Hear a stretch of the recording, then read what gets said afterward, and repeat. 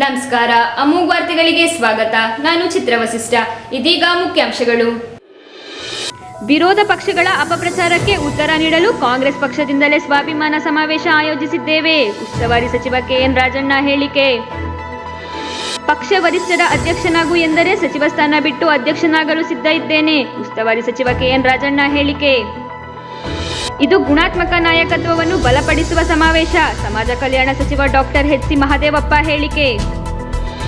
ಮತ್ತು ಸಂವಿಧಾನ ವಿರೋಧಿ ಚಟುವಟಿಕೆ ವಿರುದ್ಧ ಇಡೀ ರಾಜ್ಯಕ್ಕೆ ಸಂದೇಶ ರವಾನಿಸಲು ಹಾಸನದಲ್ಲಿ ಸ್ವಾಭಿಮಾನ ಸಮಾವೇಶ ಮಾಡುತ್ತಿದ್ದೇವೆ. ವಿಧಾನ ಪರಿಷತ್ ಸದಸ್ಯ ಯತೀಂದ್ರ ಸಿದ್ದರಾಮಯ್ಯ. ವಾರ್ತೆಗಳ ವಿವರ. ಹಾಸನದಲ್ಲಿ ಡಿಸೆಂಬರ್ 5ರಂದು ಸ್ವಾಭಿಮಾನ ಸಮಾವೇಶ ನಡೆಯುತ್ತಿರುವ ಹಿನ್ನೆಲೆಯಲ್ಲಿ ಸಚಿವರುಗಳು ಸ್ಥಳಕ್ಕೆ ಭೇಟಿ ನೀಡಿ ಪರಿಶೀಲನೆ ನಡೆಸಿದರು.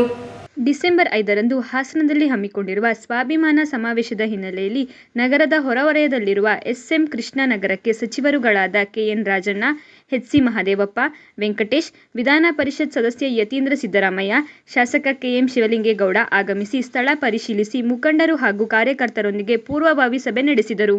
ವಿರೋಧ ಪಕ್ಷದವರ ಅಪಪ್ರಚಾರಕ್ಕೆ ಉತ್ತರ ನೀಡಲು ಹಾಸನದಲ್ಲಿ ಸಮಾವೇಶ ಹಮ್ಮಿಕೊಳ್ಳಲಾಗಿದೆ. ಇದು ಯಾರ ವಿರೋಧವೂ ಅಲ್ಲ, ಯಾರನ್ನು ಅವಮಾನ ಮಾಡುವ ಉದ್ದೇಶವನ್ನು ಹೊಂದಿಲ್ಲ ಎಂದು ಜಿಲ್ಲಾ ಉಸ್ತುವಾರಿ ಸಚಿವ ಕೆಎನ್ ರಾಜಣ್ಣ ಹೇಳಿದರು. ಸುದ್ದಿಗಾರರೊಂದಿಗೆ ಮಾತನಾಡಿದ ಅವರು, ಪಂಚ ಗ್ಯಾರಂಟಿ, ವಿವಿಧ ಅಭಿವೃದ್ಧಿ ಕಾಮಗಾರಿಯ ಯಶಸ್ಸಿನ ಕುರಿತು ರಾಜ್ಯದ ಜನರಿಗೆ ಮಾಹಿತಿ ನೀಡುವುದಷ್ಟೇ ಉದ್ದೇಶ. ಸರಕಾರದ ಸಾಧನೆಗಳನ್ನು ಜನರಿಗೆ ತಿಳಿಸುವ ಉದ್ದೇಶದಿಂದ ಹಾಸನದಲ್ಲಿ ಸಮಾವೇಶ ಹಮ್ಮಿಕೊಳ್ಳಲಾಗುತ್ತಿದೆ ಹೊರತು ಯಾರದೋ ಮೇಲಿನ ದ್ವೇಷದಿಂದ ಅಲ್ಲ.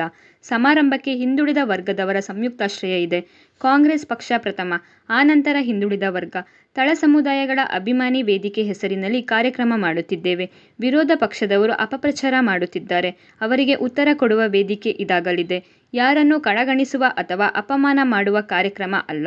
ಇದು ಶಕ್ತಿ ಪ್ರದರ್ಶನವೂ ಅಲ್ಲ, ಯಾರ ವಿರುದ್ಧವೂ ಅಲ್ಲ. ವಿರೋಧ ಪಕ್ಷಗಳಿಗೆ ಉತ್ತರ ಕೊಡುವ ಕಾರ್ಯಕ್ರಮ. ಪಕ್ಷದ ಅಧ್ಯಕ್ಷರು ಹಾಗೂ ಎಲ್ಲ ಸಚಿವರು ಭಾಗವಹಿಸುತ್ತಾರೆ ಎಂದು ಹೇಳಿದರು. ಈಗ ನಾವು 5ನೇ ತಾರೀಕು ಇಲ್ಲಿ ಒಂದು ಕಾರ್ಯಕ್ರಮ ಪಕ್ಷದ ವತಿಯಿಂದಲೇ ಮಾಡ್ತಕ್ಕಂಥದ್ದು.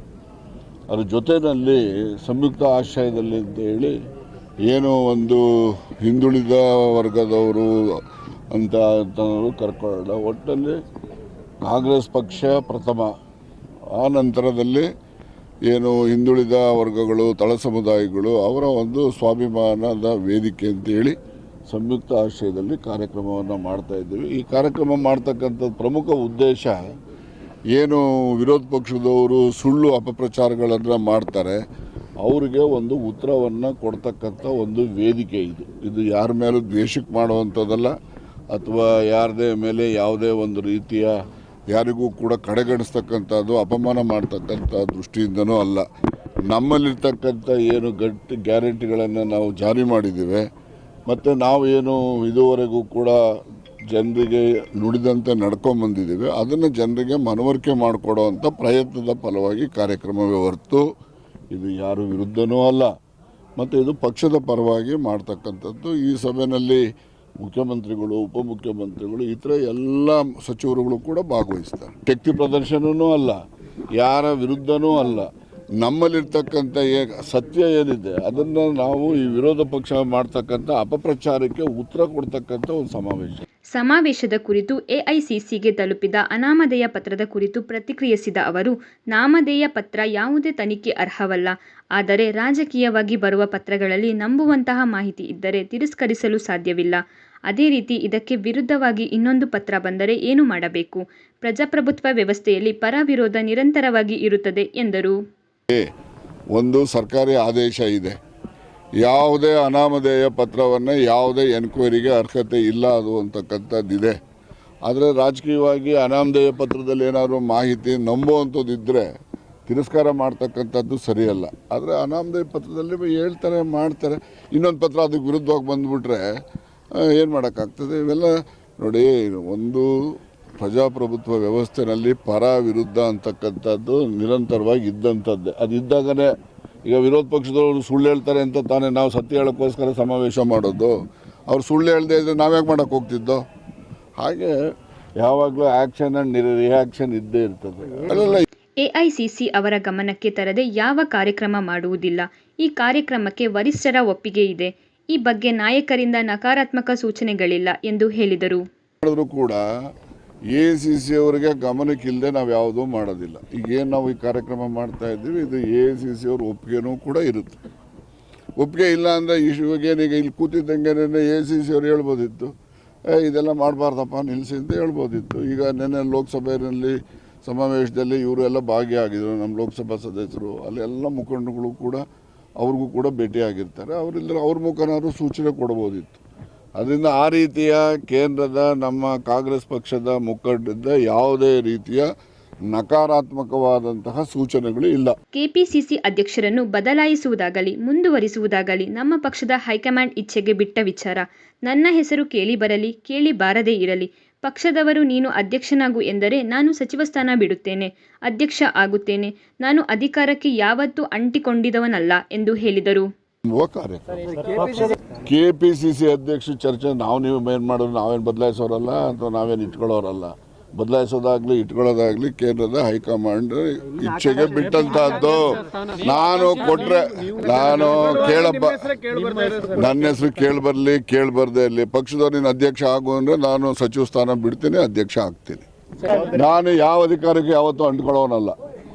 ಪ್ರದೇಶ ಕಾಂಗ್ರೆಸ್ ಸಮಿತಿ ಹಾಗೂ ಶೋಷಿತ ಸಮುದಾಯಗಳ ಸಂಘಟನೆಗಳ ಒಕ್ಕೂಟದ ಅಡಿಯಲ್ಲಿ ಡಿಸೆಂಬರ್ 5ರಂದು ನಗರದಲ್ಲಿ ಸ್ವಾಭಿಮಾನಿ ಸಮಾವೇಶ ಮಾಡುತ್ತಿದ್ದೇವೆ.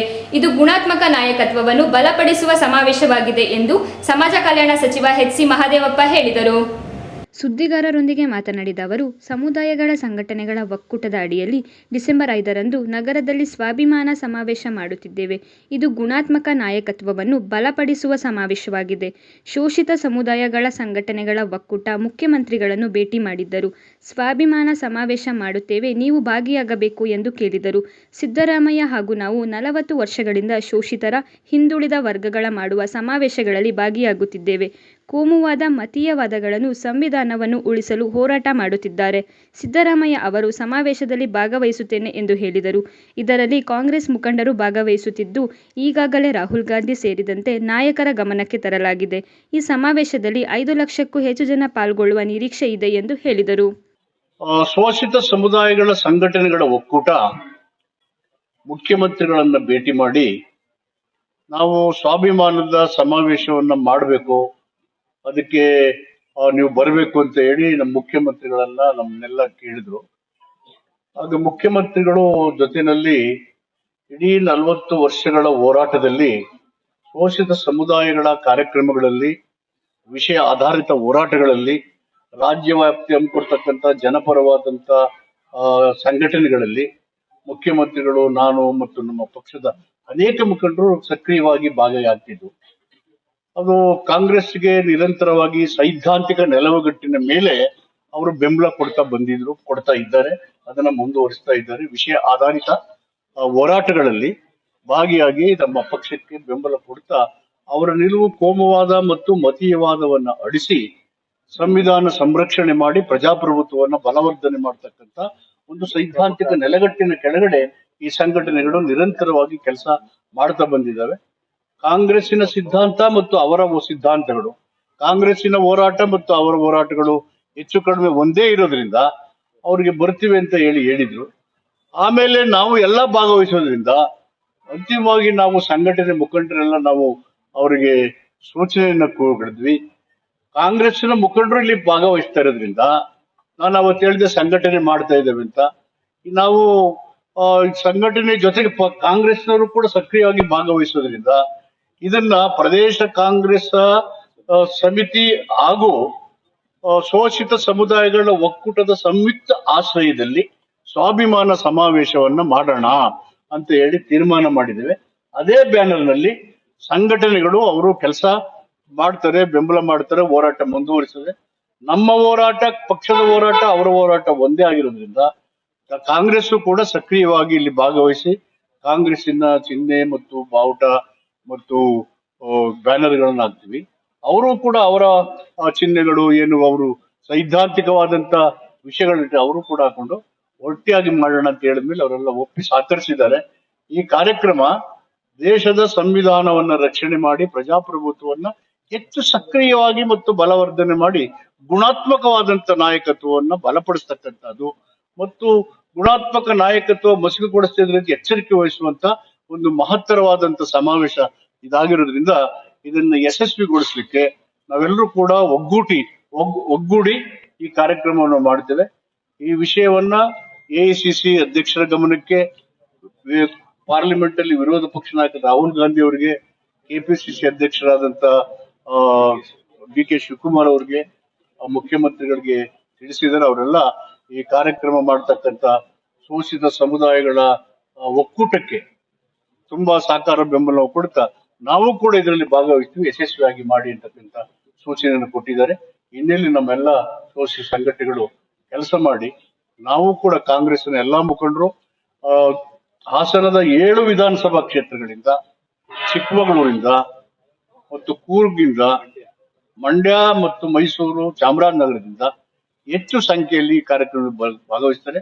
ಮತ್ತು ಸಹಜವಾಗಿ ಇಂಥ ಒಂದು ಹೋರಾಟದ ವೇದಿಕೆ ಇದಾಗಿರೋದ್ರಿಂದ ರಾಜ್ಯದ ಬೇರೆ ಕಡೆಯಿಂದ ಸ್ವಯಂ ಪ್ರೇರಿತರಾಗಿ ಜನ ಬರ್ತಕ್ಕಂಥ ನಿರೀಕ್ಷೆಗಳಿದೆ. ಸುಮಾರು 5 ಲಕ್ಷವನ್ನು ಸೇರಿಸಿ ಇಲ್ಲಿ ಅಂತ ಒಂದು ಸಮಾವೇಶ ಮಾಡಬೇಕು. ಇದೊಂದು ರಾಷ್ಟ್ರೀಯ ಸಂದೇಶ, ಸಂವಿಧಾನ ಮತ್ತು ಪ್ರಜಾಪ್ರಭುತ್ವದ ಬಲವರ್ಧನೆ, ಜನರಿಗಾಗಿ, ಜನರಿಗೋಸ್ಕರ, ಜನರಿಗಾಗೇ ಇರತಕ್ಕಂತ ಆಡಳಿತದ ಒಂದು ಬಲವನ್ನು ಹೆಚ್ಚಿಸಲಿಕ್ಕೆ ಅಂತ ಒಂದು ನಿರ್ಣಯವನ್ನು ಮಾಡಲಿಕ್ಕೆ, ಗುಣಾತ್ಮಕ ನಾಯಕತ್ವವನ್ನ ಹೆಚ್ಚು ಪರಿಣಾಮಕಾರಿಯಾಗಿ ಕಟ್ಟಲಿಕ್ಕೆ, ಬೆಂಬಲಿಸಲಿಕ್ಕೆ ಈ ಒಂದು ಕಾರ್ಯಕ್ರಮವನ್ನು ಹಮ್ಮಿಕೊಂಡಿದ್ದೇವೆ. ಅದಕ್ಕೆ ನಾವೆಲ್ಲರೂ ಒಗ್ಗಟ್ಟಾಗಿ ಇಲ್ಲಿ ಸೇರಿ ಈ ಕಾರ್ಯಕ್ರಮವನ್ನು ಮಾಡಬೇಕು ಅಂತ ತೀರ್ಮಾನ ಮಾಡಿದ್ದೇವೆ. ದೇಶದಲ್ಲಿ ಕೋಮುವಾದ, ಸಂವಿಧಾನ ವಿರುದ್ಧ ಚಟುವಟಿಕೆ ಜಾಸ್ತಿಯಾಗಿದೆ. ಕೇಂದ್ರ ತನಿಖಾ ಸಂಸ್ಥೆಗಳನ್ನು ಉಪಯೋಗಿಸಿಕೊಂಡು ವಾಮ ಮಾರ್ಗವಾಗಿ ಸರ್ಕಾರಗಳನ್ನು ಬೀಳಿಸುವ ಕೆಲಸ ಬಿಜೆಪಿ ಮಾಡುತ್ತಿದೆ. ಇಡೀ ರಾಜ್ಯಕ್ಕೆ ಸಂದೇಶ ಹೋಗಬೇಕು ಎಂಬ ನಿಟ್ಟಿನಲ್ಲಿ ಹಾಸನದಲ್ಲಿ ಸ್ವಾಭಿಮಾನಿ ಸಮಾವೇಶ ಆಯೋಜಿಸಲಾಗಿದೆ ಎಂದು ವಿಧಾನ ಪರಿಷತ್ ಸದಸ್ಯ ಯತೀಂದ್ರ ಸಿದ್ದರಾಮಯ್ಯ ಹೇಳಿದರು. ಸುದ್ದಿಗಾರರೊಂದಿಗೆ ಮಾತನಾಡಿದ ಅವರು, ದೇಶದಲ್ಲಿ ಕೋಮುವಾದ, ಸಂವಿಧಾನ ವಿರುದ್ಧ ಚಟುವಟಿಕೆ ಹೆಚ್ಚಾಗಿದ್ದು, ಕೇಂದ್ರ ತನಿಖಾ ಸಂಸ್ಥೆಗಳನ್ನು ಉಪಯೋಗಿಸಿಕೊಂಡು ವಾಮ ಮಾರ್ಗವಾಗಿ ಸರ್ಕಾರಗಳನ್ನು ಬೀಳಿಸುವ ಕೆಲಸ ಬಿಜೆಪಿ ಮಾಡುತ್ತಿದೆ. ಕರ್ನಾಟಕದಲ್ಲೂ ಹೆಚ್ಚಿನ ಸಂಖ್ಯೆಯಲ್ಲಿ ಶಾಸಕರು ಗೆದ್ದು ಬಂದಂತಹ ಕಾಂಗ್ರೆಸ್ ಸರ್ಕಾರವಿದು. ಕೇಂದ್ರ ತನಿಖಾ ಸಂಸ್ಥೆಗಳು ರಾಜ್ಯಪಾಲರ ಕಚೇರಿಯನ್ನು ದುರುಪಯೋಗ ಪಡಿಸಿಕೊಳ್ಳುತ್ತಿದ್ದಾರೆ ಹಾಗೂ ಸಮಾಜದಲ್ಲಿ ಶಾಂತಿ ಕದಡುವ ಕೆಲಸ ಮಾಡುತ್ತಿದ್ದಾರೆ ಎಂದು ದೂರಿದರು. ವಕ್ಫ್ ವಿಚಾರ ವಿವಾದವೇ ಅಲ್ಲ. ಅವರ ಕಾಲದಲ್ಲಿ ವಕ್ಫ್ ಹೆಚ್ಚು ಆಸ್ತಿ ನೀಡಿದ್ದಾರೆ. ನಮ್ಮದು ಸಂವಿಧಾನ ಪ್ರಗತಿಪರ, ಜಾತ್ಯತೀತ ಪರವಾಗಿ ಇರುತ್ತದೆ. ರಾಜ್ಯಾದ್ಯಂತ ಇಂತಹ ಸಮಾವೇಶ ಮಾಡಬೇಕು ಎಂದು ಒತ್ತಾಯವಿದೆ. ಈ ಸಮಾವೇಶವು ಇಡೀ ರಾಜ್ಯಕ್ಕೆ ಸಂದೇಶ ಹೋಗಬೇಕು. ಮೈಸೂರು ಬಿಟ್ಟು ಬೇರೆ ಕಡೆ ಮಾಡಲು ಸಚಿವರು ತೀರ್ಮಾನ ಮಾಡಿದ್ದರು. ಹಾಸನದಲ್ಲಿ ಎಲ್ಲ ಸಂಘಟನೆಗಳು ಒಕ್ಕೂಡಿ ಈ ಸಮಾವೇಶ ಮಾಡುತ್ತಿದ್ದಾರೆ ಎಂದು ಹೇಳಿದರು. ದೇಶದಲ್ಲಿ ಕೋಮುವಾದ ಜಾಸ್ತಿ ಆಗ್ತಾ ಇದೆ, ಸಂವಿಧಾನ ವಿರೋಧಿ ರಾಜಕಾರಣ ಜಾಸ್ತಿ ಆಗ್ತಾ ಇದೆ. ಮತ್ತೆ ಬಿಜೆಪಿ ಕೇಂದ್ರದ ಅಧಿಕಾರಕ್ಕೆ ಬಂದ ಮೇಲೆ ತನಿಖಾ ಕೇಂದ್ರಗಳನ್ನ, ಸಂಸ್ಥೆಗಳನ್ನು ಉಪಯೋಗಿಸಿಕೊಂಡು ಚುನಾಯಿತ ಸರ್ಕಾರಗಳನ್ನ ವಾಮಮಾರ್ಗವಾಗಿ, ಅಸಂವಿಧಾನಿಕವಾಗಿ ಬೀಳಿಸುವಂತ ಕೆಲಸಗಳು ಕೂಡ ನಡೀತಿದೆ. ಇವತ್ತು ಕರ್ನಾಟಕದಲ್ಲೂ ಕೂಡ ನಾವು ಅಧಿಕಾರಕ್ಕೆ ಬಂದಿದ್ದು 2 ವರ್ಷಗಳಾಗಿದೆ. ಅದು ದೊಡ್ಡ ಬಹುಮತದಲ್ಲಿ 135 ಸ್ಥಾನಗಳನ್ನ ಗೆದ್ಕೊಂಡು ಬಂದಿದ್ದೀವಿ. ಉಪಚುನಾವಣೆ ಗೆದ್ಕೊಂಡು 137 ಸ್ಥಾನ ಆಗಿದೆ. ಇಷ್ಟೊಂದು ಸ್ಥಾನಗಳನ್ನ ಗೆದ್ಕೊಂಡು ನಾವು ಅಧಿಕಾರಕ್ಕೆ ಬಂದರೂ ಕೂಡ ಬಿಜೆಪಿ ಮತ್ತೆ ಜೆಡಿಎಸ್ ಮೈತ್ರಿ ಪಕ್ಷದವರು ಏನ್ ಮಾಡ್ತಾ ಇದ್ದಾರೆ, ಹೇಗಾದ್ರೂ ಮಾಡಿ ಸರ್ಕಾರ ಕೆಡಬೇಕು ಅಂತ ಹೇಳಿ ಪಿತೂರಿ ಮಾಡ್ತಾ ಇದ್ದಾರೆ. ಕೇಂದ್ರ ತನಿಖಾ ಸಂಸ್ಥೆಗಳನ್ನ ದುರ್ಬಳಕೆ ಮಾಡ್ಕೊತಿದ್ದಾರೆ, ರಾಜ್ಯಪಾಲರ ಕಚೇರಿ ದುರ್ಬಳಕೆ ಮಾಡ್ಕೊಂಡಿದ್ದಾರೆ. ಸೊ ಹೀಗಾಗಿ ಅಸಂವಿಧಾನಿಕವಾಗಿ ಸರ್ಕಾರ ಬೀಳಿಸುವಂತ ಪ್ರಯತ್ನ ಮಾಡ್ತಾರೆ. ಅದು ಪ್ರಜಾಪ್ರಭುತ್ವಕ್ಕೆ ಮಾರ್ಗ. ಮತ್ತೆ ಅದ್ರ ಜೊತೆಗೆ ಚುನಾವಣೆಗಳು ಬಂದಾಗೆಲ್ಲ ಸಮಾಜದಲ್ಲಿ ಶಾಂತಿ ಕದಡುವಂತ ಕೆಲಸ ಮಾಡ್ತಾರೆ. ಕೋಮು ವಿವಾದ ಸೃಷ್ಟಿ ಮಾಡ್ತಾರೆ. ಈಗ ವಕ್ಫ್ ಬೋರ್ಡ್ ಅನ್ನೋದು ವಿವಾದನೇ ಅಲ್ಲ, ಆದ್ರೂ ಕೂಡ ಅದನ್ನ ಚುನಾವಣೆ ಟೈಮಲ್ಲಿ ಅದನ್ನ ವಿವಾದ ಮಾಡಿದ್ರು. ಅವರೇ ಅಧಿಕಾರದಲ್ಲಿದ್ದಾಗ ಅತಿ ಹೆಚ್ಚು ನೋಟಿಸ್ಗಳನ್ನ ಕೊಟ್ಟಿದ್ರು ಕೂಡ ಅವರು ನಮ್ಮ ಮೇಲೆ ಗೂಬೆ ಕೂಡಿಸುವಂತ ಕೆಲಸ ಮಾಡಿದ್ರು, ಮತ್ತೆ ಅದಕ್ಕೆ ಕೋಮು ಬಣ್ಣ ಬಳಿಯುವಂತ ಕೆಲಸ ಮಾಡಿದ್ರು. ಸೊ ಇದೆಲ್ಲ ಮಾಡಿದ್ರೆ ಸಮಾಜ ಸೌಹಾರ್ದ ಕೂಡ ಹಾಳಾಗುತ್ತೆ, ಮತ್ತೆ ಸಂವಿಧಾನಕ್ಕೂ ಕೂಡ ಧಕ್ಕೆ ಬರುತ್ತೆ. ಸೊ ಹಾಗಾಗಿ ಇದೆಲ್ಲ ವಿಷಯಗಳನ್ನ ಇಟ್ಕೊಂಡು ನಾವು ನಮ್ಮ ರಾಜಕಾರಣ ಯಾವತ್ತಿಗೂ ಕೂಡ ಸಂವಿಧಾನದ ಪರವಾಗಿರುತ್ತೆ, ಜಾತ್ಯತೀತದ ಪರವಾಗಿರುತ್ತೆ, ಪ್ರಗತಿ ಪರವಾಗಿರುತ್ತೆ ಅಂತ ಹೇಳಿ ಒಂದು ಸಮಾವೇಶ ಮಾಡ್ತಾ ಇದ್ವಿ. ಈಗಾಗಲೇ ಹೇಳಿದಾಗೆ ಶೋಷಿತ ಸಮುದಾಯಗಳ ಒಕ್ಕೂಟ ಮತ್ತೆ ಬೇರೆ ಬೇರೆ ಸಂಘಟನೆಗಳು ಅವ್ರ ರಾಜ್ಯಾದ್ಯಂತ ಇಂಥ ಸಮಾವೇಶಗಳನ್ನ ಮಾಡ್ಬೇಕು. ನಾವು ಕಾಂಗ್ರೆಸ್ ಬೆಂಬಲ ಕೊಟ್ಟಿದ್ದೀವಿ. ಕಾಂಗ್ರೆಸ್ ನೀನು ಯಾವ ರಾಜಕಾರಣಕ್ಕೆ ಪರವಾಗಿ ನಿಂತಿದೆ ಆ ರಾಜಕಾರಣದ ಸಂದೇಶ ಜನರಿಗೆ ಹೋಗ್ಬೇಕು, ಹಾಗೆ ಈ ರಾಜ್ಯದಲ್ಲಿ ಇಂಥ ಸಮಾವೇಶವನ್ನು ಮಾಡಿ ಅಂತ ಹೇಳಿದ್ರು. ಮೊದಲನೇ ಬಾರಿಗೆ ನಾವು ಮೈಸೂರು ವಿಭಾಗದಲ್ಲಿ ಮಾಡ್ಬೇಕು ಅಂತ ತೀರ್ಮಾನ ಮಾಡಿದ್ವಿ. ಆದ್ರೆ ಮೈಸೂರಿನಲ್ಲಿ ಈಗಾಗಲೇ ಇಂಥ ಸಮಾವೇಶಗಳನ್ನ ಮಾಡಿದ್ವಿ. ಮೊನ್ನೆ ತಾನೇ ನಾವು ಸ್ವಾಭಿಮಾನಿ ಸಮಾವೇಶನ ಮಾಡಿದ್ವಿ. ಸೊ ಹಾಗಾಗಿ ಮೈಸೂರು ಬಿಟ್ಟು ಬೇರೆ ಎಲ್ಲಾದ್ರೂ ಮಾಡ್ಬೇಕು ಅಂತ ಹೇಳಿ ನಮ್ಮ ಸಚಿವರಿಬ್ರು ಕೂಡ ತೀರ್ಮಾನ ಮಾಡಿದ್ರು. ಸೊ ಈಗಾಗಲೇ ವೆಂಕಟೇಶನ್ ಅವ್ರು ಹೇಳಿದಾಗೆ ಮಂಡ್ಯ ಮತ್ತೆ ಹಾಸನ 2 ಹೆಸರು ಬಂತು. ಸೊ ಕೊನೆಗೆ ಹಾಸನನ ಅವರು ಆಯ್ಕೆ ಮಾಡಿದ್ರು. ಸೊ ಹಾಗಾಗಿ ಹಾಸನದಲ್ಲಿ ಕೂಡ ಇದು ಹಾಸನದಲ್ಲಿ ನಮ್ಮೆಲ್ಲ ಸಂಘಟನೆಗಳನ್ನ ನಮ್ಮೆಲ್ಲ ಪರವಾಗಿರುವಂತಹ ಸಂಘಟನೆ ಮಾಡಬೇಕು ಅಂತ ಹೇಳಿ ಈ ಒಂದು ಸಮಾವೇಶನ ಮಾಡ್ತಾ ಇದ್ದಾರೆ. ಇದೀಗ ಜಾಹೀರಾತು. ಇದೀಗ ಹಾಸನದ ಆಕಾಶವಾಣಿ ಎದುರು ಸಾಲ್ಗಾಮಿ ರಸ್ತೆಯಲ್ಲಿ ಹೊಸದಾಗಿ ತೆರೆಯಲಾಗಿರುವ ಆಲ್ಫಾ ಬ್ಯೂಟಿ ಸಲೂನ್ ಎಲ್ಲರ ಗಮನ ಸೆಳೆಯುತ್ತಿದೆ. ಈ ಸಲೂನ್ ಹಾಸನದ ಜನತೆಗೆ ಅತಿ ಕಡಿಮೆ ದರದಲ್ಲಿ ಪ್ರೀಮಿಯಂ ಸೇವೆಗಳನ್ನು ನೀಡುತ್ತಿದೆ. ಸಲೂನ್ನಲ್ಲಿ ಲಭ್ಯವಿರುವ ಸೇವೆಗಳು hair cutting, threading, waxing, pedicure, manicure, spa, gents hair cutting ಕೇವಲ 150 ರೂಪಾಯಿಗಳು ಮಾತ್ರ ಮತ್ತು ಬಿಯರ್ಡ್ ಟ್ರಿಮ್ಮಿಂಗ್ ಕೇವಲ 50 ರೂಪಾಯಿಗಳು ಅತಿ ಕಡಿಮೆ ದರದಲ್ಲಿ ಹಾಸನದ ಜನತೆಗೆ ನೀಡಲಾಗುತ್ತಿದೆ. ಅಷ್ಟೇ ಅಲ್ಲದೆ ಮಹಿಳೆಯರಿಗೆ ವಿಶೇಷ ಫೇಶಿಯಲ್ಗಳು ಕೂಡ ಅತಿ ಕಡಿಮೆ ದರದಲ್ಲಿ ಮಾಡಿಕೊಡಲಾಗುತ್ತಿದೆ. Lotus fruit facial, advanced facial, whitening ಮತ್ತು ಆಂಟಿ ಏಜಿಂಗ್ ಫೇಶಿಯಲ್ಗಳು ಹಾಗೂ ವಿಶೇಷ ಹೈಡ್ರಾ ಫೇಶಿಯಲ್ ಕೂಡ ಲಭ್ಯವಿದೆ. ಮಹಿಳೆಯರಿಗಾಗಿ ನುರಿತ ಹೇರ್ ಎಕ್ಸ್ಪರ್ಟ್ಸ್ಗಳಿಂದ ಉತ್ತಮ ಗುಣಮಟ್ಟದ ಮತ್ತು ಅತಿ ಕಡಿಮೆ ದರದಲ್ಲಿ ಬೊಟೆಕ್ಸ್ ಟ್ರೀಟ್ಮೆಂಟ್, ಬೋಟ್ಪ್ಲಾಸ್ಟಿ, ಸ್ಮೂತ್ನಿಂಗ್ ಮತ್ತು ಕೆರಾಟಿನ್ ಟ್ರೀಟ್ಮೆಂಟ್ ಕೂಡ ಲಭ್ಯವಿದೆ. ಬನ್ನಿ, ಈ ವಿಶೇಷ ಬ್ಯೂಟಿ ಮತ್ತು ಹೇರ್ ಪ್ಯಾಕೇಜ್ಗಳನ್ನು ನಿಮ್ಮದಾಗಿಸಿಕೊಳ್ಳಿ. ನಿಮ್ಮ ಹಾಗೂ ನಿಮ್ಮ ಕುಟುಂಬದ ಅಗತ್ಯಕ್ಕನುಗುಣವಾಗಿ ಈ ಸೇವೆಗಳನ್ನು ಅತಿ ಕಡಿಮೆ ದರದಲ್ಲಿ ಆಯ್ಕೆ ಮಾಡಿಕೊಳ್ಳಿ. ಈ ಸೀಸನ್ನ ಅತ್ಯಂತ ವಿಶೇಷ ಪ್ಯಾಕೇಜ್ಗಳು ಹಾಗೂ ಆಕರ್ಷಕ ಆಫರ್ಗಳು ನಿಮ್ಮ ಆಲ್ಫಾ ಬ್ಯೂಟಿ ಸಲೂನ್ನಲ್ಲಿ ಮಾತ್ರ. 3,500 ರೂಪಾಯಿಯ ಪಾರ್ಟಿ ಪ್ಯಾಕೇಜ್ ಈಗ ಕೇವಲ 1,999ಕ್ಕೆ ಮಾತ್ರ. 15,000 ರೂಪಾಯಿಯ ಬ್ರೈಡಲ್ ಪ್ಯಾಕೇಜ್ ಈಗ ಕೇವಲ 9,999 ರೂಪಾಯಿಗಳಿಗೆ ಮಾತ್ರ. ಮತ್ತ್ಯಾಕೆ ತಡ? ಬನ್ನಿ, ಈ ವಿಶೇಷ ಪ್ಯಾಕೇಜ್ಗಳನ್ನು ಈಗಲೇ ನಿಮ್ಮದಾಗಿಸಿಕೊಳ್ಳಿ. ಚೆನ್ನಾಗಿ ಅನ್ನಿಸ್ತು ಸರ್. ಇಲ್ಲಿ ನಾನು 2 ಸಲ ನನ್ನ ಫ್ರೆಂಡ್ ಕೂಡ ಕರ್ಕೊಂಡು ಬಂದಿದ್ದೆ. ಏರ್ ಸ್ಟ್ರೈಟ್ನಿಂಗ್ ಎಲ್ಲ ಮಾಡಿಸಿದ್ವಿ ಮತ್ತು ಸ್ಟೆಪ್ ಕಟ್ಟಿಂಗ್ ಎಲ್ಲ ಮಾಡಿಸಿದ್ವಿ. ಐಬ್ರೋಸಿಗೆ ಬರ್ತಾ ಇರ್ತೀವಿ. ನನ್ನ ಕಡೆಯಿಂದ ಒಂದು 3 ಜನಕ್ಕೆ ರೆಫರ್ ಮಾಡಿದ್ದೀನಿ. ಸರ್ವಿಸ್ ಚೆನ್ನಾಗಿದೆ ಸರ್. ಇಲ್ಲಿ ಬಾಯ್ಸ್ ಕೂಡ ಅಷ್ಟೇ, ಗರ್ಲ್ಸ್ ಕೂಡ ಅಷ್ಟೇ ತುಂಬ ಚೆನ್ನಾಗಿ ಸರ್ವಿಸ್ ಕೊಡ್ತಾರೆ. ಚೆನ್ನಾಗಿದೆ ಸರ್. ಎಲ್ಲರೂ ಬರ್ಬೋದು. ಎಲ್ಲ ಥರದ್ದು air cutting must and should air cutting ಅಂತೂ ತುಂಬ ಚೆನ್ನಾಗಿದೆ ಸರ್. ಸರ್ವಿಸ್ ಚೆನ್ನಾಗಿದೆ.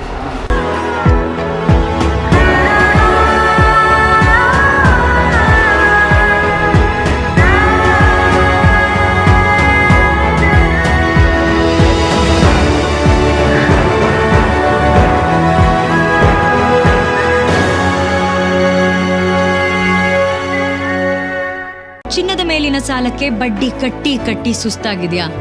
No worries. whitegold.moneyಗೆ ಭೇಟಿ ಮಾಡಿ ನಿಮ್ಮ ಸಾಲವನ್ನ ತೀರಿಸಿಕೊಳ್ಳಿ. ಮೊದಲನೇ ಸಲ ಅವಳನ್ನ ಎತ್ಕೊಂಡಾಗ ಶ್ರೀಮಂತನಂತೆ ಭಾಸವಾಯಿತು. ಇಂಥ ಸಂದರ್ಭಕ್ಕೆ ಬೆಲೆ ಇದೆಯಾ? ನನ್ನ ಹತ್ರ ಅವಳಿಗೆ ಕೊಡಕ್ಕೆ ಏನೂ ಇಲ್ದಿದ್ರು ಅವಳಿಚ್ಛೆಯಂತೆ ಚಿಕ್ಕದಾಗಿ ಲಗ್ನ ಮಾಡಿಸ್ಕೊಟ್ಟೆ. ಆಗ ಸ್ವಲ್ಪ ಚಿನ್ನ ಮಾರಬೇಕಾಗಿ ಬಂತು. ವೈಟ್ ಗೋಲ್ಡ್ನೊಂದಿಗೆ ಗೌರವ ಇದೆ, ಅದೇ ಮುಖ್ಯ ತಾನೇ. ನೀವು ಕೂಡ ಒಂದ್ಸಲ whitegold.moneyನ ವಿಸಿಟ್ ಮಾಡಿ. And remember, when I turn my gold into money, ನಾನು ಕೂಡ ವೈಟ್ ಗೋಲ್ಡ್ ಅನ್ನೇ ಆಯ್ಕೆ ಮಾಡ್ತೀನಿ.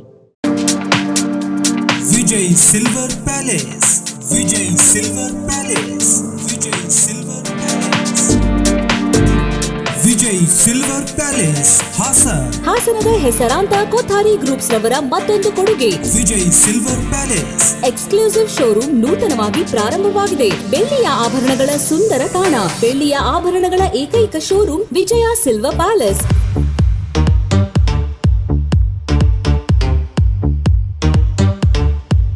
ನಮ್ಮಲ್ಲಿ ಎಲ್ಲಾ ಮಾದರಿಯ ಬೆಳ್ಳಿ ಆಭರಣಗಳು 92.5 ಹಾಲ್ಮಾರ್ಕ್ ನಲ್ಲಿ ದೊರೆಯುತ್ತದೆ.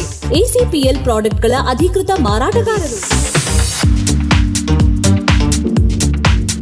ಉತ್ತಮ ಗುಣಮಟ್ಟದ ಸಿಲ್ವರ್ ಉತ್ಪನ್ನಗಳು ನಿಮಗಾಗಿ. ಆಂಟಿ ಜುಮ್ಕೀಸ್, ಎಮರೈಟ್ ವಸ್ತುಗಳು, ACPL ಪ್ರಾಡಕ್ಟ್ಗಳು, ದೇವರ ವಿಗ್ರಹಗಳು, ಬೆಳ್ಳಿ ತಟ್ಟೆ, ಬೆಳ್ಳಿಯ ದೀಪಗಳು, ಬೆಳ್ಳಿಯ ಚೈನ್ಗಳು, ಉಂಗುರಗಳು, ಬ್ರಾಸ್ಲೆಟ್ಗಳು ವಿವಿಧ ವಿನ್ಯಾಸಗಳಲ್ಲಿ ದೊರೆಯುತ್ತವೆ. ಮಕ್ಕಳ ಬೆಳ್ಳಿ ಆಟದ ವಸ್ತುಗಳು ನಿಮ್ಮ ಕೈಗೆಟುಕುವ ದರದಲ್ಲಿ ವಿಜಯ್ ಸಿಲ್ವರ್ ಪ್ಯಾಲೇಸ್ ನಲ್ಲಿ ದೊರೆಯುತ್ತವೆ. ಬೆಳ್ಳಿ ವಸ್ತುಗಳ ಖರೀದಿಗೆ ಸಂಪರ್ಕಿಸಿ. Vijay Silver Palace, Subhash Chowk, Devigere circle, Hassan. Mobile number 9060133333 ಮತ್ತು 7019826466.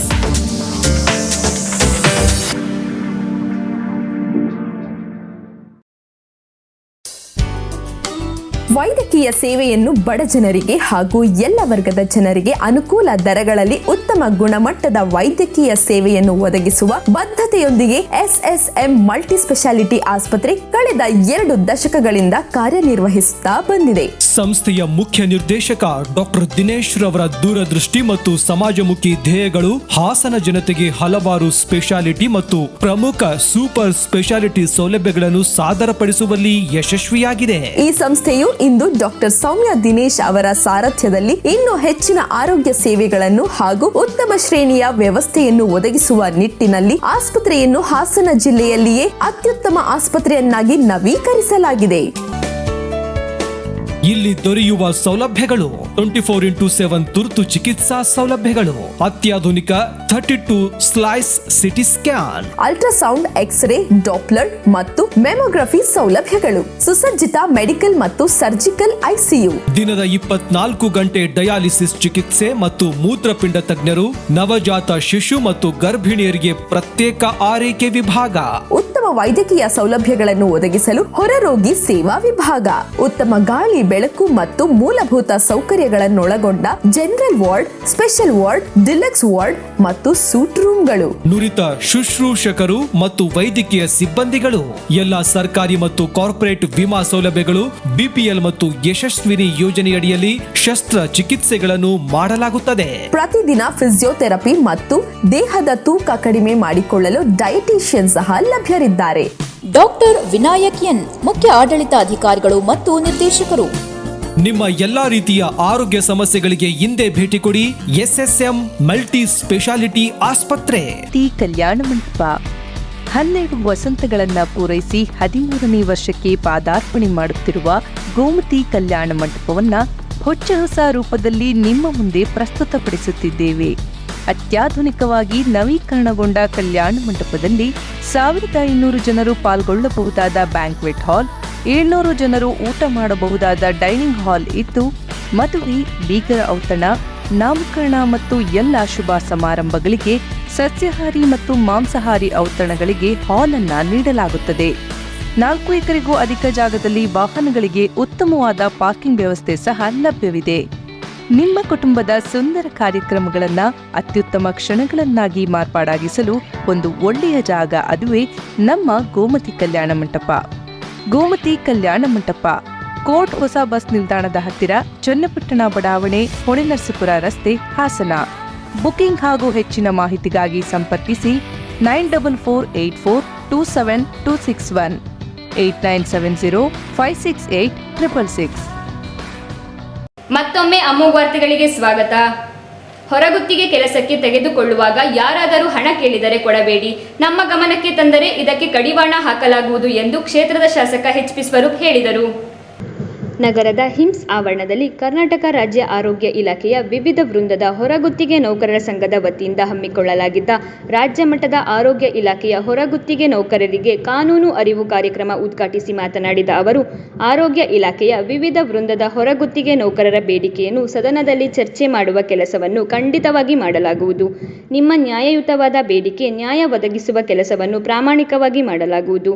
ಈ ಸಂಘವು ದೊಡ್ಡ ಮಟ್ಟದಲ್ಲಿ ಬೆಳೆಯಬೇಕು. ಹಾಗೆ ಒಗ್ಗಟ್ಟಿನಿಂದ ಹೋರಾಟ ಮಾಡುವ ಅವಶ್ಯಕತೆ ಇದೆ. ಪ್ರತಿ ವರ್ಷ ಟೆಂಡರ್ ಕರೆಯುವ ಮೂಲಕ ಏಜೆನ್ಸಿ ಬದಲಾಗುತ್ತಿರುತ್ತದೆ. ಸಂಬಳ ಕೊಡುವುದರಲ್ಲೂ ವಿಳಂಬವಾಗಬಹುದು. ಹೊರಗುತ್ತಿಗೆ ನೌಕರರಿಗೆ ಆರೋಗ್ಯ ಸಮಸ್ಯೆ ಇರಬಹುದು, ಕುಟುಂಬದಲ್ಲಿ ಸಾವು ನೋವು ಇರಬಹುದು, ಮಕ್ಕಳ ಶಿಕ್ಷಣಕ್ಕೆ ಹಣಕಾಸು ಇರಬಹುದು. ಹಲವಾರು ಬೇಡಿಕೆಗಳನ್ನು ನಮ್ಮ ಮುಂದೆ ಇಡಲಾಗಿದ್ದು, ಇವೆಲ್ಲ ಈಡೇರಿಸಬೇಕಾದರೆ ಸಂಘದ ಇಂತಹ ಕಾರ್ಯಕ್ರಮದಲ್ಲಿ ಎಲ್ಲರೂ ಭಾಗವಹಿಸಿ ಹೋರಾಟ ಮಾಡಿದರೆ ಮಾತ್ರ ಗೆಲ್ಲಲು ಸಾಧ್ಯ. ಈ ಬಗ್ಗೆ ಸರಕಾರದಲ್ಲಿ, ಜಿಲ್ಲಾ ಮಂತ್ರಿಗಳಲ್ಲಿ ಮನವಿ ಮಾಡಲಾಗುವುದು. ಸದನದಲ್ಲೂ ಕೂಡ ಪ್ರಸ್ತಾಪ ಮಾಡಲಾಗುವುದು. ಸಂಘದಿಂದ ಹೋರಾಟ ನಿರಂತರವಾಗಿರಬೇಕು. ಕೆಲ ಜಿಲ್ಲೆಗಳಲ್ಲಿ ಸರಕಾರ ಮೂಲಕವೇ ಸೊಸೈಟಿ ಮಾಡಿ ಈ ಮೂಲಕವೇ ಸಂಬಳ ಭರಿಸುವ ಕೆಲಸ ಮಾಡಲಾಗುತ್ತಿದೆ. ಈ ರೀತಿ ಹಾಸನ ಜಿಲ್ಲೆಯಲ್ಲೂ ಜಾರಿಗೆ ಬಂದರೆ ನೌಕರರಿಗೆ ಅನುಕೂಲವಾಗುತ್ತದೆ. ಆರೋಗ್ಯ ಇಲಾಖೆಗೂ ಕೂಡ ಪತ್ರದಲ್ಲಿ ಬರೆದಿರುವ ಕೆಲಸ ಮಾಡಲಾಗುವುದು. ನೌಕರರಿಗೆ ಏಜೆನ್ಸಿಯವರು ಕೆಲಸ ಕೊಡುವ ಸಂದರ್ಭದಲ್ಲಿ ಹಣವನ್ನು ಕೇಳುವ ಕೆಲಸ ಆಗುತ್ತಿದೆ ಎನ್ನುವ ಬಗ್ಗೆ ನನ್ನ ಗಮನಕ್ಕೆ ಬಂದಿದ್ದು, ಇಂತಹ ಕೆಲಸ ಖಂಡಿತ ಆಗಬಾರದು. ನಿಮಗೇನು ಕಾಯಂ ಕೆಲಸವಲ್ಲ. ಹೊರಗುತ್ತಿಗೆ ಕೆಲಸ ತೆಗೆದುಕೊಳ್ಳುವುದರಿಂದ ಯಾರೂ ಕೂಡ ಹಣ ಕೊಟ್ಟು ಕೆಲಸ ತೆಗೆದುಕೊಳ್ಳುವ ಕೆಲಸ ಆಗಬಾರದು. ಯಾರಾದರೂ ಹಣ ಕೇಳಿದರೆ ನಮ್ಮ ಗಮನಕ್ಕೆ ತಂದರೆ ಇದನ್ನು ದೊಡ್ಡ ಮಟ್ಟದಲ್ಲಿ ತೆಗೆದುಕೊಂಡು ಹೋಗಿ ಕಡಿವಾಣ ಹಾಕಲಾಗುತ್ತದೆ ಎಂದು ಹೇಳಿದರು. ಖಂಡಿತವಾಗ್ಲೂ ಚರ್ಚೆ ಮಾಡುವಂತ ಕೆಲಸ ಮಾಡ್ತೀವಿ. ತಮಗೆ ನ್ಯಾಯವನ್ನು ಒದಗಿಸುವಂತ ಕೆಲಸವನ್ನ ಪ್ರಾಮಾಣಿಕವಾಗಿ ಮಾಡ್ತೀವಿ. ಈ ಸಂದರ್ಭದಲ್ಲಿ ಇವತ್ತು ಬೇರೆ ಬೇರೆ ಜಿಲ್ಲೆಗಳಿಂದ ತಾವೆಲ್ಲ ಹೊರಗುತ್ತಿಗೆ ನೌಕರರೆಲ್ಲರೂ ಕೂಡ ಆಗಮಿಸಿದ್ರಿ. ನಮ್ಮ ಸಂಘ ದೊಡ್ಡ ಮಟ್ಟದಲ್ಲಿ ಬೆಳಿಬೇಕು. ಈ ಒಂದು ಸಂಘ ಪ್ರತಿಯೊಂದು ವಿಚಾರದಲ್ಲೂ ಕೂಡ ತಾವೆಲ್ಲ ಒಗ್ಗಟ್ಟಿನಿಂದ ಹೋರಾಟವನ್ನು ಮಾಡಬೇಕು. ಇವತ್ತು ಏನು ಏಜೆನ್ಸಿ ಪ್ರತಿ ವರ್ಷ ಟೆಂಡರ್ ಕರೆಯ ಮುಖಾಂತರ ಏಜೆನ್ಸಿಯವರು ಚೇಂಜ್ ಆಗ್ತಾ ಇರ್ತಾರೆ. ನಿಮಗೆ ಸಂಬಳ ಕೊಡೋದ್ರಲ್ಲೂ ವಿಳಂಬ ಆಗ್ಬೋದು. ಪ್ರತಿಯೊಂದರಲ್ಲೂ ಕೂಡ ಏನು ಅಂತ ಬೇಡಿಕೆ ಇಟ್ಟಿದ್ರಿ, ಹೊರಗುತ್ತಿಗೆ ನೌಕರರಿಗೆ ಒಂದು ಆರೋಗ್ಯದ ಸಮಸ್ಯೆ ಇರ್ಬೋದು, ಅಥವಾ ಅವರ ಕುಟುಂಬಸ್ಥರಲ್ಲಿ ಯಾರು ಸಾವು ನೋವಾಗಿರ್ಬೋದು, ಅದು ತಮ್ಮಲ್ಲೇ ತಮ್ಮ ಕುಟುಂಬದಲ್ಲಿ ಮಕ್ಕಳು ಅಥವಾ ನಿಮ್ಮ ತಮ್ಮಂದಿರುವಂತಹ ಸಂಬಂಧಿಗಳು ಓದಂತ ಒಂದು ವಿದ್ಯಾಭ್ಯಾಸಕ್ಕೆ ಹಣಕಾಸಿನ ಇರ್ಬೋದು, ಹಲವಾರು ಬೇಡಿಕೆಗಳನ್ನ ತಾವು ಇಟ್ಟಿದ್ರಿ. ಖಂಡಿತವಾಗ್ಲೂ ಇವೆಲ್ಲ ಈಡೇರಬೇಕು ಅಂದ್ರೆ ಮೊದಲನೇದಾಗಿ ತಾವೆಲ್ಲ ಸಂಘದಲ್ಲಿ ತಾವೆಲ್ಲ ಭಾಗವಹಿಸಿ ಪ್ರತಿಯೊಂದು ವಿಚಾರದಲ್ಲೂ ಕೂಡ ಹೋರಾಟವನ್ನು ಮಾಡಿದ್ರೆ ಮಾತ್ರ ತಾವೆಲ್ಲ ಗೆಲ್ಲಕ್ಕೆ ಸಾಧ್ಯ. ಹಾಗಾಗಿ ಇವತ್ತು ಸರ್ಕಾರಕ್ಕೂ ಕೂಡ ನಾವು ಮನವಿಯನ್ನು ಮಾಡ್ತೀವಿ. ನಮ್ಮ ಜಿಲ್ಲಾ ಮಂತ್ರಿಗಳು ಕೂಡ ಅದನ್ನು ಮನವಿಯನ್ನು ಮಾಡಿ ಒಂದು ಸದನದಲ್ಲೂ ಕೂಡ ಪ್ರಶ್ನೆಯನ್ನು ಹಾಕುವಂತ ಕೆಲಸ ಮಾಡ್ತೀವಿ. ಆದ್ರೆ ನಮ್ಮ ಏನು ಸಂಘದ ವತಿಯಿಂದ ತಾವು ಹೋರಾಟವನ್ನು ನಿರಂತರ ಮಾಡ್ತಾ ಇರಬೇಕು. ತಾವು ಕೂಡ ಬೆಳಗಾವಿ ಸೆಷನ್ಗೆ ಬರೋದಾದ್ರೆ ಖಂಡಿತವಾಗ್ಲೂ ವಾಹನವನ್ನ ಬೇಕಾದ್ರೆ ನಾವು ಕೂಡ ಅರೇಂಜ್ ಮಾಡ್ಕೊಡ್ತೀವಿ. ತಾವು ಕೂಡ ಬಂದು ಬೆಳಗಾವಿಯಲ್ಲಿ ಬಂದು ಸರ್ಕಾರಕ್ಕೆ ಮನವಿ ಮಾಡುವಂತ ಕೆಲಸಗಳನ್ನ ತಾವು ಕೂಡ ಮಾಡಬೇಕು. ತಾವೆಲ್ಲ ಸಂಘದ ವತಿಯಿಂದ ಬಂದು ತಾವು ಕೂಡ ಮನವಿನ ಮುಖ್ಯಮಂತ್ರಿಗಳ ಮನವಿನ ಸಲ್ಲಿಸಿ ತಮ್ಮ ಹೋರಾಟಕ್ಕೆ ಜಯ ಸಿಗುತ್ತೆ. ಈಗಾಗಲೇ ಅಧ್ಯಕ್ಷರು ಹೇಳ್ತಾ ಇದ್ರು, ಯಾವ್ದೋ ಜಿಲ್ಲೆಯಲ್ಲಿ ಏಜೆನ್ಸಿನ ಸರ್ಕಾರದ ವತಿಯಿಂದ ಒಂದು ಸೊಸೈಟಿ ಮಾಡಿ ಅದ್ರ ಮುಖಾಂತರ ತಮಗೆ ಸಂಬಳವನ್ನು ಭರಿಸುವಂತ ಕೆಲಸ ಮಾಡಬೇಕು ಅಂತ ಹೇಳ್ತಾ ಇದ್ರು. ಅದಕ್ಕೂ ಕೂಡ ನಾನು ಏನು ಒಂದು ಸೊಸೈಟಿ ಮುಖಾಂತರ ಸಂಬಳವನ್ನು ಕೊಡುವಂತ ಕೆಲಸ ಮಾಡ್ತಾರೆ. ಅದ್ರೂ ಕೂಡ ಒಳ್ಳೆಯ ಕೆಲಸ. ಯಾಕಂದ್ರೆ ಏನು ಗುತ್ತಿಗೆದಾರ ಅವರು ಬೇರೆ ಏಜೆನ್ಸಿ ಬಂದ್ರೆ ಅವರೊಂದು ಸಂಬಳದಲ್ಲಿ ಮುಟ್ಕೊಂಡು ತಮಗೆ ಕೊಡುವಂತ ಕೆಲಸ ಮಾಡ್ತಾರೆ. ಖಂಡಿತವಾಗ್ಲೂ ಮಾಡೋಣ. ಮತ್ತೆ ಇನ್ನೊಂದು, ನಾನು ಆರೋಗ್ಯ ಇಲಾಖಾಧಿಕಾರಿಗಳಿಗೂ ನಾನು ಪತ್ರದಲ್ಲೇ ಬರೆಯೋದ್ರ ಮುಖಾಂತರ ಕೆಲಸ ಮಾಡ್ತೀನಿ. ಈಗ ಏಜೆನ್ಸಿಯವರು ಕೆಲಸಕ್ಕೆ ಹೋಗ್ಬೇಕಾದ್ರೆ ನಾನು ಕೇಳ್ಪಟ್ಟಿರೋದು, ಅದು ನಿಜನೋ ಎಷ್ಟು ಸತ್ಯ ಎಷ್ಟು ಸುಳ್ಳೋದು ಗೊತ್ತಿಲ್ಲ. ಆದ್ರೆ ಕೆಲವು ಕಡೆ ನೌಕರರಿಗೆ ಕೆಲಸ ಕೊಡುವಂತ ಸಂದರ್ಭದಲ್ಲಿ ಹಣವನ್ನು ಕೇಳುವಂತ ಕೆಲಸ ಆಗ್ತಾ ಇದೆ ಅಂತ ನನಗೆ ಗಮನಕ್ಕೆ ಬಂದಿದೆ. ಖಂಡಿತವಾಗ್ಲೂ ಇದು ಯಾವುದೇ ರಾಜಕಾರಣಿಗಳಾಗಿ ನಮ್ಮ ಗಮನಕ್ಕೆ ಬಂದಿರೋದು. ಖಂಡಿತವಾಗ್ಲೂ ಇಂಥ ಕೆಲಸ ಆಗ್ಬಾರ್ದು. ಯಾಕಂದ್ರೆ ಖಾಯಂ ಕೆಲಸ ಏನಲ್ಲ, ಅದೆಲ್ಲ ನೌಕರರು ಹೊರಗುತ್ತಿಗೆ ತಗೊಳ್ಳೋದ್ರಿಂದ ಯಾರು ಕೂಡ ಅಂತ ಕೆಲಸಗಳಿಗೆ ತಾವು ಕೂಡ ನಿಮ್ಮ ಜೊತೆಲಿದ್ದವ್ರು ಹೇಳಿ ಯಾರು ಕೂಡ ಹಣವನ್ನು ಕೊಟ್ಟು ಕೆಲಸ ಸೇರುವಂತ ಕೆಲಸ ಆಗ್ಬಾರ್ದು. ಪ್ರಾಮಾಣಿಕವಾಗಿ ಎಲ್ಲ ಕೆಲಸ ಇಂಥದ್ದಾದ ಗಮನಕ್ಕೆ ಇದ್ರು ಕೂಡ ತಾವು ಕಂಪ್ಲೇಂಟ್ ಕೊಟ್ರೆ ನಾವು ಕೂಡ ಅದನ್ನ ದೊಡ್ಡ ಮಟ್ಟದಲ್ಲಿ ತಗೊಂಡೋಗಿ ಕಡಿವಾಣ ಹಾಕೋಣ ಅಂತ ಈ ಸಂದರ್ಭದಲ್ಲಿ ಹೇಳ್ತಾ ಎಲ್ಲ ನಮ್ಮ ಈ ಸಂದರ್ಭದಲ್ಲಿ ಹೊರಗುತ್ತಿಗೆ ನೌಕರರ ಸಂಘದ ಕಾನೂನು ಸಲಹೆಗಾರ ಎನ್ ರಮೇಶ್, ಜಿಲ್ಲಾಧ್ಯಕ್ಷ ಅಕ್ಷಯ್ ಡಿಎಂ ಗೌಡ, ಉಪಾಧ್ಯಕ್ಷ ಆರ್ ಶಿವಕುಮಾರ್, ಪ್ರಧಾನ ಕಾರ್ಯದರ್ಶಿ ಮಂಜುಳಾ, ಜಂಟಿ ಕಾರ್ಯದರ್ಶಿ ಸಾವಿತ್ರಿ, ಖಜಾಂಚಿ ಬಿ ರಮೇಶ್, ಸಂಘಟನಾ ಕಾರ್ಯದರ್ಶಿ ಬಿಟಿ ಪ್ರಕಾಶ್, ಜಿಲ್ಲಾಧ್ಯಕ್ಷ ಎಚ್ಆರ್ ಮಂಜುನಾಥ್, ಹಿಮ್ಸ್ ಕಾರ್ಯಕ್ರಮದ ಉಸ್ತುವಾರಿ ಲೋಕೇಶ್ ಉದ್ದಾರ್, ಆರೋಗ್ಯ ಇಲಾಖೆ ಹೊರಗುತ್ತಿಗೆ ನೌಕರರ ಸಂಘದ ಅಧ್ಯಕ್ಷ ಎಚ್.ಸಿ. ಪ್ರಸಾದ್, ಉಪಾಧ್ಯಕ್ಷ ಸಿಎನ್ ಪ್ರಸಾದ್ ಇತರರು ಉಪಸ್ಥಿತರಿದ್ದರು. ಶ್ರೀ ಕ್ಷೇತ್ರ ಶ್ರವಣಬೆಳಗೊಳ ದಿಗಂಬರ ಜೈನ ಮಹಾಸಂಸ್ಥಾನ ಮಠದ ವತಿಯಿಂದ ಪರಮಪೂಜ್ಯ ಜಗದ್ಗುರು ಕರ್ಮಯೋಗಿ ಸ್ವಸ್ತಿ ಶ್ರೀ ಚಾರುಕೀರ್ತಿ ಭಟ್ಟಂಕರ ಮಹಾಸ್ವಾಮಿಗಳವರ ನಿಷಿದ್ಧಿ ಮಂಟಪ ಲೋಕಾರ್ಪಣೆಯನ್ನು ಡಿಸೆಂಬರ್ 6ರಂದು ಮುಖ್ಯಮಂತ್ರಿ ಸಿದ್ದರಾಮಯ್ಯನವರು ನೆರವೇರಿಸಲಿದ್ದಾರೆ ಎಂದು ಜಗದ್ಗುರು ಸ್ವಸ್ತಿ ಶ್ರೀ ಅಭಿನವ ಚಾರುಕೀರ್ತಿ ಭಟ್ಟಂಕರ ಮಹಾಸ್ವಾಮಿಗಳು ತಿಳಿಸಿದರು. ಹಾಗಾಗಿ ನಮ್ಮ ಮಾನ್ಯ ಸಿದ್ದರಾಮಯ್ಯನವರು ಈ 3ನೇ ಘಟ್ಟದ ಒಂದು ಲೋಕಾರ್ಪಣೆಯನ್ನ ಅವರು ಮಾಡಲಿದ್ದಾರೆ. ಹಾಗೆ ಈ ಕಾರ್ಯಕ್ರಮದಲ್ಲಿ ಇನ್ನೂ ಒಂದು ವಿಶೇಷ ಏನಪ್ಪ ಅಂತಂದ್ರೆ, ಸ್ವಾಮೀಜಿಯವರ ಸಂಪೂರ್ಣ ಜೀವನ ಚರಿತ್ರೆಯ ಒಂದು ಶಿಲಾಲೇಖವನ್ನು ಮಾಡಬೇಕು ಅಂತ ಹೇಳಿ ನಿರ್ಧಾರ ಮಾಡಿ ಅದರ ಕಾರ್ಯ ಪ್ರಗತಿಯಲ್ಲಿದೆ. ಅಂದ್ರೆ ಲಿಪಿಯಲ್ಲಿ 3 ರೀತಿಯಾದ ಲಿಪಿ ಬರುತ್ತೆ. ಒಂದು ಜಲಲಿಪಿ ಅಂತ. ಜಲಲಿಪಿ ಅಂತಂದ್ರೆ ನೀರ್ ಮೇಲೆ ಬರ್ತಂಗೆ, ನೀರ್ ಮೇಲೆ ಬರೆದ್ರೆ ಉಳಿಯತ್ತೆ ಬರೆದು 1 ಸೆಕೆಂಡ್ ಇರಲ್ಲ. ನೀರ್ ಮೇಲೆ ಬರೀತೀರ ಇಲ್ಲ, ಏನೂ ಇಲ್ಲ. ಹಾಗೆ ಎರಡನೇದು ಹಲಲಿಪಿ ಅಂತ. ಅಂದ್ರೆ ಹೇಗೆ ರೈತ ನೇಗಿಲಲ್ಲಿ ಉಳ್ತಾನೆ, ಆ ಮಾಡಿದಂತಹ ಮಾರ್ಕ್ ಇರುತ್ತಲ್ಲ, ಏನು ರೇಖೆ, ನೇಗಿಲಲ್ಲಿ ಉಳಿದ ರೇಖೆ ಒಂದು ಮಳೆಗಾಲ ತನಕ ಇರುತ್ತೆ. ಮಳೆಗಾಲ ಬಂದ್ರೆ ಮಣ್ಣು ಸಮ ಆಗುತ್ತೆ, ಆ ರೇಖೆ ಉಳಿಯಲ್ಲ, 1 ವರ್ಷ ಇರುತ್ತೆ. ಹಾಗೆ 3ನೇದು ಶಿಲಾಲಿಪಿ ಅಂತ. ಶಿಲಾಲಿಪಿ ಶಾಶ್ವತವಾದ 1000 ವರ್ಷ ಆಗಿರ್ತಕ್ಕಂಥ ಶಿಲೆ ಮೇಲೆ ಬರೆಯುವಂಥದ್ದು ಸಾವಿರಾರು ವರ್ಷ ಉಳಿತಕ್ಕಂತಹ ಒಂದು ಶಾಸನ. ಹಾಗೆ ಶ್ರವಣಬೆಳಗೊಳದಲ್ಲಿ ನಾವು ನೋಡಬಹುದು 572 ಶಾಸನಗಳು ಶ್ರವಣಬೆಳಗೊಳದ ಒಂದೇ ಒಂದು ಗ್ರಾಮದಲ್ಲಿ ನಿರ್ಮಿಸಿರುತ್ತದೆ. ಇಡೀ ದೇಶದಲ್ಲಿ ಅತಿ ಹೆಚ್ಚು ಶಿಲಾಲೇಖ ಇರತಕ್ಕಂತಹ ಒಂದು ಗ್ರಾಮ ಅಂತಂದ್ರೆ ಅದು ನಮ್ಮ ಶ್ರೀ ಕ್ಷೇತ್ರ ಶ್ರವಣಬೆಳಗೊಳ. ಹಾಗೆ ಇಂತಹ ಒಂದು ಈ ಶಿಲಾಲೇಖಗಳಿಂದಲೇ ನಮ್ಮ ಒಂದು ಕ್ಷೇತ್ರದ ಪರಂಪರೆ ಇತಿಹಾಸಗಳು ನಮಗೆ ತಿಳಿತಾ ಹೋಗ್ತದೆ. ಹಾಗೆ ಈ ಒಂದು ಶ್ರವಣಬೆಳಗೊಳದ 572 ಶಿಲಾಲೇಖಗಳ ಇತಿಹಾಸಕ್ಕೆ ಒಂದು ಇನ್ನೊಂದು ಹೊಸ ಸೇರ್ಪಡೆ ಸ್ವಾಮೀಜಿಯವರ ಶಾಸನ 573ನೇ ಶಾಸನ ಅಂತ ಹೇಳಿ ಕೂಡ ಇದನ್ನ ಹೇಳ್ಬೋದು. ಹಾಗೆ ಒಂದು ಸ್ವಾಮೀಜಿಯವರ ಸಂಪೂರ್ಣ ಜೀವನ ಚರಿತ್ರೆ, ಅವರ ಸಾಧನೆ, ಅವರ ಸೇವೆ, ಅವರ ಕೊಡುಗೆಗಳು ಶಾಶ್ವತವಾಗಿ ಉಳಿವೆ. ಕೊನೆಯಲ್ಲಿ ಮತ್ತೊಮ್ಮೆ ಮುಖ್ಯಾಂಶಗಳು. ವಿರೋಧ ಪಕ್ಷಗಳ ಅಪಪ್ರಚಾರಕ್ಕೆ ಉತ್ತರ ನೀಡಲು ಕಾಂಗ್ರೆಸ್ ಪಕ್ಷದಿಂದಲೇ ಸ್ವಾಭಿಮಾನ ಸಮಾವೇಶ ಆಯೋಜಿಸಿದ್ದೇವೆ. ಉಸ್ತುವಾರಿ ಸಚಿವ ಕೆಎನ್ ರಾಜಣ್ಣ ಹೇಳಿಕೆ. ಪಕ್ಷ ವರಿಷ್ಠರ ಅಧ್ಯಕ್ಷನಾಗು ಎಂದರೆ ಸಚಿವ ಸ್ಥಾನ ಬಿಟ್ಟು ಅಧ್ಯಕ್ಷನಾಗಲು ಸಿದ್ಧ ಇದ್ದೇನೆ. ಉಸ್ತುವಾರಿ ಸಚಿವ ಕೆಎನ್ ರಾಜಣ್ಣ ಹೇಳಿಕೆ. ಇದು ಗುಣಾತ್ಮಕ ನಾಯಕತ್ವವನ್ನು ಬಲಪಡಿಸುವ ಸಮಾವೇಶ. ಸಮಾಜ ಕಲ್ಯಾಣ ಸಚಿವ ಡಾಕ್ಟರ್ ಎಚ್ ಸಿ ಮಹದೇವಪ್ಪ ಹೇಳಿಕೆ. ಮತ್ತು ಸಂವಿಧಾನ ವಿರೋಧಿ ಚಟುವಟಿಕೆ ವಿರುದ್ಧ ಇಡೀ ರಾಜ್ಯಕ್ಕೆ ಸಂದೇಶ ರವಾನಿಸಲು ಹಾಸನದಲ್ಲಿ ಸ್ವಾಭಿಮಾನ ಸಮಾವೇಶ ಮಾಡುತ್ತಿದ್ದೇವೆ. ವಿಧಾನ ಪರಿಷತ್ ಸದಸ್ಯ ಯತೀಂದ್ರ ಸಿದ್ದರಾಮಯ್ಯ. ಮುಂದಿನ ವಾರ್ತಾ ಸಂಚಿಕೆಯೊಂದಿಗೆ ಮತ್ತೆ ಭೇಟಿಯಾಗೋಣ. ವಂದನೆಗಳು.